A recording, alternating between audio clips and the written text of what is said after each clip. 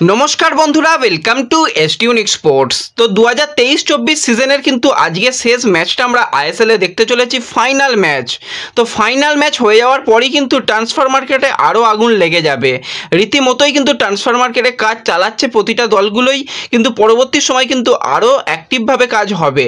তো আজকের দিনে দাঁড়িয়ে কিন্তু বেশ কিছু গুরুত্বপূর্ণ ফুটবল আপডেট রয়েছে, সেগুলো তোমাদের সঙ্গে শেয়ার করে নেব এই ভিডিওতে।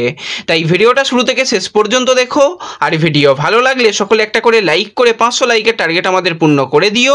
আর যারা চ্যানেলে প্রথমবার এসেছো মনে করে চ্যানেলটাকে সাবস্ক্রাইব করে পাশের বেল আইকনটাকে অন করে রেখো, তাহলে তোমাদের প্রিয় দলের খেলার সমস্ত আপডেট তোমরা এখানে পেয়ে যাবে। তো চলো আর দেরি না করে ভিডিও শুরু করা যাক। তো তোমরা সকলেই জানো আজকে সন্ধ্যা 7:30 থেকে মোহনবাগান সুপার জায়েন্ট এবং মুম্বাই সিটি এফসি যুব ভারতীতে মুখোমুখি হতে চলেছে। এবার এই ম্যাচটা কিন্তু একটা আলাদা লেভেলের ম্যাচ হবে, কারণ পয়েন্ট টেবিলের 1 নম্বর এবং 2 নম্বর পজিশনে থাকা দুটো দল, একজন লিগ সিল চ্যাম্পিয়ন আর একজন রানার্স, তো এই দুটো দল খেলছে ফাইনাল ম্যাচ। তো একটা টপ কোয়ালিটির ম্যাচ আমরা লক্ষ্য করব। তো এই ম্যাচের স্কোর কি হতে পারে অবশ্যই কিন্তু তোমরা কমেন্টে জানিও। যাদের কমেন্ট মিলে যাবে তাদের নাম কিন্তু পরবর্তী সময় ফেসবুক পেজে শেয়ার করা হবে এবং ভিডিওতেও নেওয়া হবে, তাই মনে করে কিন্তু ম্যাচের স্কোর লাইন প্রেডিকশান করে যেও। তো ম্যাচ শুরু হওয়ার আগে হাবাস জানিয়েছে যে ম্যাচটা কিন্তু আমরা 45 মিনিটের মধ্যেই জিতে নিতে চাই। আমরা কোনো রকম এক্সট্রা টাইমে ম্যাচটাকে নিয়ে যাওয়ার জন্য আমাদের পরিকল্পনা নেই। আমরা 90 মিনিটের মধ্যেই ম্যাচটাকে শেষ করার জন্য একদম চেষ্টা চালাবো। অপরদিকে পিটার ক্যাটকিও জানিয়েছে যে এইরকম 60,000 70,000 দর্শকের সামনে খেলাটা কিন্তু একটা আলাদা মোটিভেশন যোগাবে আমাদের জন্য, এবং আমরা ভালো ফুটবল খেলতে চাইবো এবং ম্যাচটা জেতার জন্য আমরা 100% দিয়ে লড়াই করব। আমরা কাপটা চ্যাম্পিয়ন হতে চাই।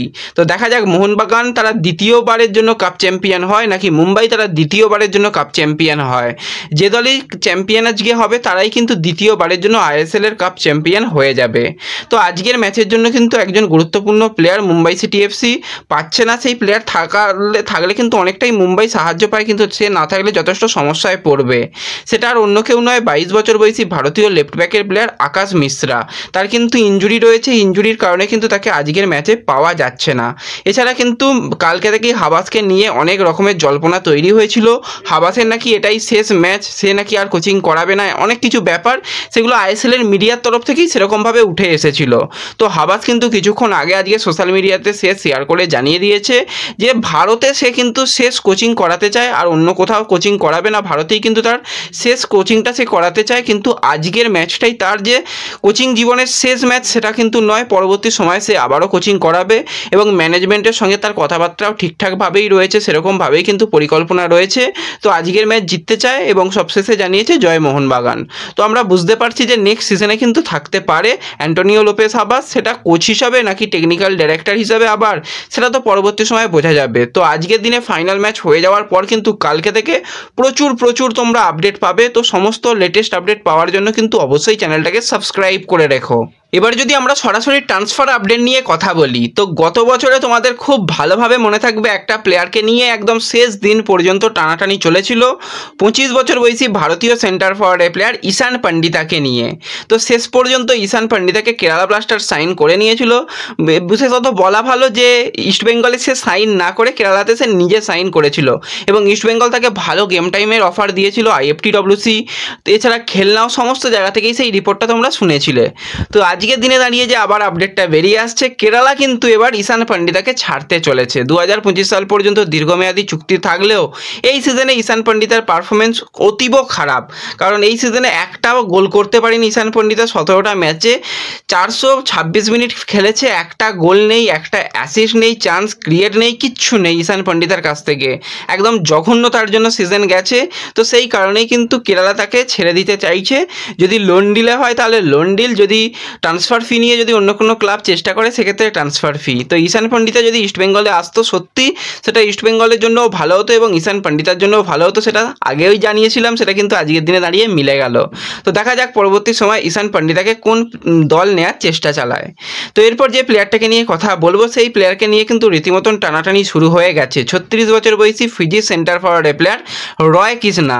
তো একটা বড় সংবাদ মাধ্যম TV9 বাংলার তরফ থেকে কিন্তু রিপোর্টটা করা হয়েছে হয়েছে যে এই রয় কৃষ্ণাকে নেবার ব্যাপারে কিন্তু মোহামেডান তারা কথাবার্তা চালাচ্ছে। তো বেশ কিছুদিন আগেই তোমাদের সেই ব্যাপারটাই জানিয়েছিলাম, মোহামেডান কিন্তু অবশ্যই ট্রাই করছে এই গোল মেশিনকে নেবার জন্য, কারণ প্লেয়ারটা সত্যি কোয়ালিটি প্লেয়ার এবং এটাও শোনা গিয়েছিল মোহামেডান নাকি আরও বেশ কিছু প্লেয়ারের সঙ্গেও কথাবার্তা চালাচ্ছে। তো দেখা যাক, এই মুহূর্তে তো একটা বড় মিডিয়া থেকে এটা রিপোর্ট করা হয়েছে। তো দেখা যাক পরবর্তী সময় রয় কৃষ্ণা কোথায় সাইন করে। যদি রয় কৃষ্ণা আবারও কলকাতায় ফিরে আসে তাহলে কিন্তু খুব ভালো একটা সাইনিং হবে মোহামেডানের জন্য। তো এরপর আরও একজন বিদেশি প্লেয়ারকে নিয়ে অবশ্যই কথা বলতে হয়। সেই বিদেশি প্লেয়ার কিন্তু রীতিমতন এই সিজনে একদম দুর্দান্ত ফুটবল খেলেছে এবং এই সিজন শুরু হওয়ার আগেই জানিয়েছিলাম যে একটা কোয়ালিটি সিগনেচার কিন্তু করেছে ইন্টার কাশি। তো প্লেয়ারটা হচ্ছে 31 বছর বয়সী Spanish centre forward player Mario Barco. তো আই লিগে তার দুর্দান্ত পারফরমেন্স, 20টা ম্যাচে 12টা গোল 12টা অ্যাসিস্ট করতে দেখা গেছে। এছাড়া টোটাল সিজনে কিন্তু 24টা ম্যাচ খেলেছে, 14টা গোল করেছে, 12টা অ্যাসিস্ট করেছে। তো এই প্লেয়ারের সঙ্গে কিন্তু ইন্টার কাশির কন্ট্রাক্ট শেষ হয়ে যাচ্ছে।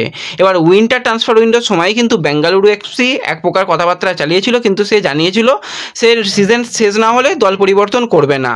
আর এই মুহূর্তে যে আপডেটটা বেরিয়ে আসছে তাকে নেবার ব্যাপারে আইএসএল এর 3টে ক্লাব চেষ্টা চালাচ্ছে। তার মধ্যে ক্লাবগুলো হচ্ছে মোহামেডান, তারা চেষ্টা চালাচ্ছে, পাঞ্জাব এফসি তারা চেষ্টা চালাচ্ছে, এছাড়া কিন্তু এফসি গোয়া তারাও চেষ্টা চালাচ্ছে। তো ওডাই ওনা ইন্ডিয়া এবং এই মারিও বার্কো একসময় কিন্তু এক ক্লাবে খেলেছে এবং সেই সময় কিন্তু খুব ভালো ফুটবল তারা খেলেছে। তো সেই জুটিকে নেওয়ার ব্যাপারেই কিন্তু এফসি গোয়া ম্যানেজমেন্ট কথাবার্তা বলছে এবং এফসি গোয়া বেশ কিছু প্লেয়ারকে ছেড়ে দেবে সেটা আমরা জানি। এবার দেখা যাক মারিও বার্কোকে তারা সাইন করাতে পারে কি না। এবং পাঞ্জাব এফসিও কিন্তু তাদের বেশ কিছু প্লেয়ারকে ছাড়ছে, সেই জায়গায় পাঞ্জাব এফসিও চাইছে মারিও বার্কোকে এবং মোহামেডানও কিন্তু চাইছে এই মারিও বার্কোকে। তো দেখা যাক, এই প্লেয়ারকে নিয়ে তো রীতিমতন টানাটানি শুরু হয়ে গেছে। তো দেখা যাক শেষ পর্যন্ত সে কোন ক্লাবে সাইন করে। তো পরবর্তী সময় আপডেট বেরিয়ে এলে তোমাদের অবশ্যই জানিয়ে দেব। এছাড়া একটুখানি ইস্টবেঙ্গলের একটা ছোট্ট আপডেট তোমাদের সঙ্গে শেয়ার করি, সেই আপডেটটা পরবর্তী সময় দেখতে পাবে, সমস্ত মিডিয়া থেকেই করা হচ্ছে। তো মোটামুটি ইস্টবেঙ্গল কয়েকজন প্লেয়ারকে তো সাইন করিয়ে নিয়েছে, সেটা তোমাদের জানিয়ে দিয়েছিলাম, একটা স্পেশাল ভিডিও সেইটা দেওয়া ছিল, যারা সেই ভিডিওটা দেখোনি এখনও দেখে নিতে পারো। এছাড়া ইস্টবেঙ্গল ম্যানেজমেন্ট কিন্তু কয়েকজন প্লেয়ারকে ট্রান্সফার ফি দিয়ে নিতে চাইছে, আরও বেশ কিছু প্লেয়ারকে নিতে চাইছে। তার জন্য কিন্তু একটা মিটিং হওয়ার কথা রয়েছে আগামীকাল মোটামুটি ক্লাবের অন্দরে। সেখানে কিন্তু ইস্টবেঙ্গল দলের কোচও থাকবে, মানে কোচ তো এসে আর মিটিংয়ে থাকবে না, কোচের নির্দেশ মতোই কিন্তু কাজ হবে সেই মিটিংটাতে, এরকম একটা শোনা যাচ্ছে। তো দেখা যাক, কালকে একটা পজিটিভ মিটিং হবে, সেই মিটিংয়ের পর কিন্তু আরও বেশ কিছু প্লেয়ারের সঙ্গে কথাবার্তা চলবে, আরও বেশ কিছু প্লেয়ারকে নেওয়ার ব্যাপারে চেষ্টা চালাবে এবং একটা ভালো দল গঠন করার জন্য ইস্টবেঙ্গল এগোচ্ছে, সেটা বোঝা যাচ্ছে। তো দেখা যাক, কালকের মিটিংয়ের পরেই কিন্তু আরও বেশ কিছু আপডেট শেয়ার করতে পারবো তোমাদের সঙ্গে। তো এই ভিডিওতে এটুকুই আলোচনা করার ছিল।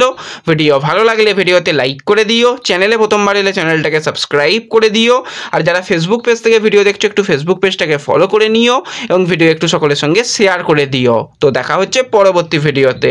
ধন্যবাদ।